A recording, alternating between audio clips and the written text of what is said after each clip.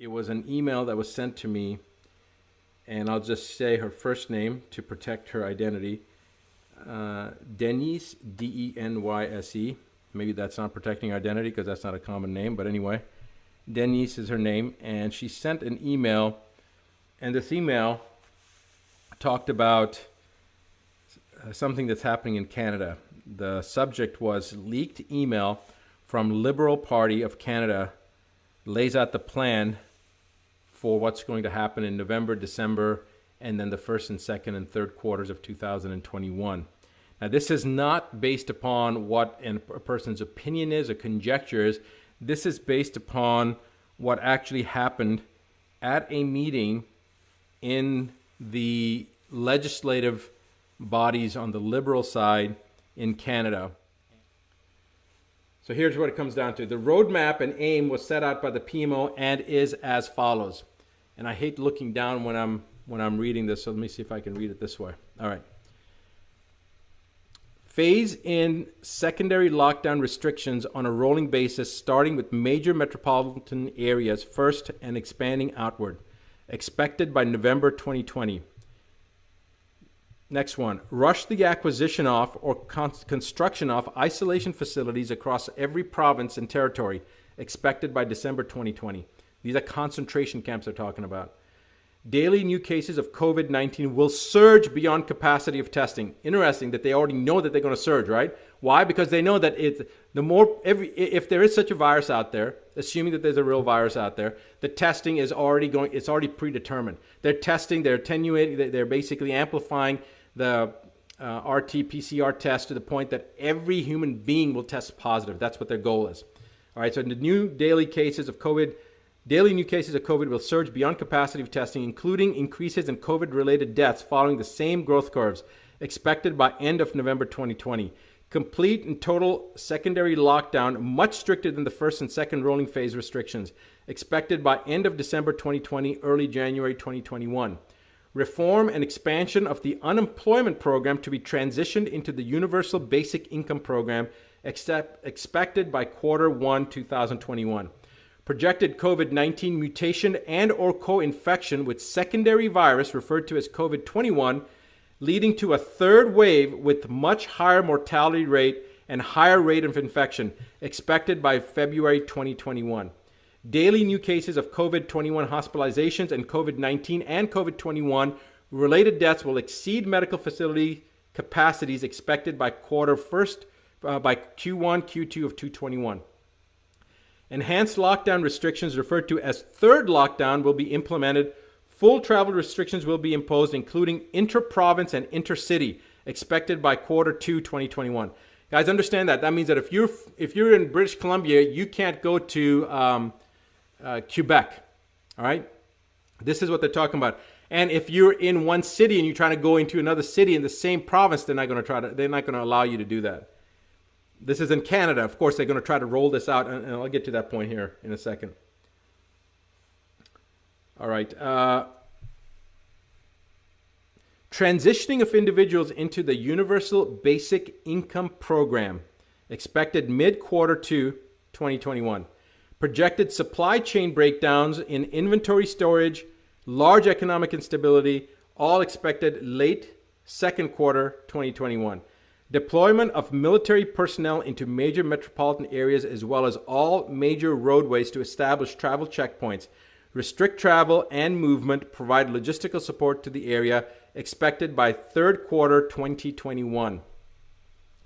Along with that provided roadmap, the Strategic Planning Committee was asked to design an effective way of transitioning Canadians to meet an unprecedented economic endeavor, one that would change the face of Canada and forever alter the lives of Canadians. All right, guys, this is where it gets really disturbing, as if it's not already disturbing. What we are told was that in order to offset what was essentially an economic collapse on an international scale, that the federal government was going to offer Canadians a total debt relief. So people are getting excited about that. That sounds good, but wait. This is how it works. The federal government will offer to eliminate all personal debts, all mortgages, all loans, all credit cards, etc., with all funding which all funding will be provided to Canada by the IMF under what will become known as the World Debt Reset Program. In exchange for acceptance of this total debt forgiveness, the individual would forfeit ownership of any and all property and assets forever. In exchange for acceptance of this total debt forgiveness, the individual would forfeit ownership of any and all property and assets forever. The individual would also have to agree to partake in the COVID-19 and COVID-21 vaccination schedule, which will provide the individual with unrestricted travel and unrestricted living even under a full lockdown. So if you agree, you can go do anything you're doing as long as you partake in the COVID-19 and COVID-21 vaccination schedule, regardless of the lockdown. Magically, you take this vaccine and boom, guess what? You don't have to social distance. You don't have to wear a mask anymore because you have already gotten your vaccines. All right. So this is unrestricted living even under a full lockdown through the use of a photo identification referred to as Canada's Health Pass. Committee members asked who would become the owner of the forfeited property and assets in that scenario, and what would happen to lenders or financial institutions. We were simply told the World Debt Reset Program will handle all of the details. So when they were asked what happens to the property and what happens to the banks, don't worry about it, we're going to take care of it. That's what they were told. All right. And now it gets really, really interesting. Wow. Committee members asked who would become, I read that. Several committee members also questioned what would happen to individuals if they refused to participate in the World Debt Reset Program or the Health Pass or the vaccination schedule. The answer we got was very troubling. Essentially, we were told it was our duty to make sure we come up with the plan, meaning the Liberal Party was told that it was their duty to come up with a plan to ensure that would never happen. We were told it was in the individual's best interest to participate.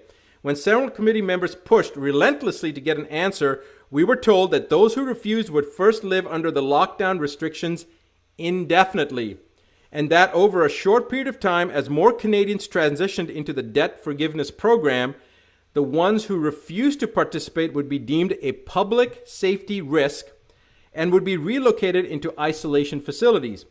Once in those facilities, they would be given two options: participate in the debt forgiveness program and be released, or stay indefinitely in the isolation facility under the classification of a serious public health risk and have all your assets seized. As you can imagine, after hearing all of this, it turned into quite the heated discussion and escalated beyond anything I've ever witnessed before. In the end, it was implied by the PMO that the whole agenda will move forward no matter who agrees with it or not. That it won't just be Canada, but in fact, all nations will have similar roadmaps and agendas. That we need to take advantage of the situations before us to promote change on a grander scale for the betterment of everyone. The members who were opposed and ones who brought up key issues that would arise from such a thing were completely ignored. Our opinions and concerns were ignored. We were simply told to just do it. All I know is that I don't like it, and I think it's going to place Canadians into a dark future.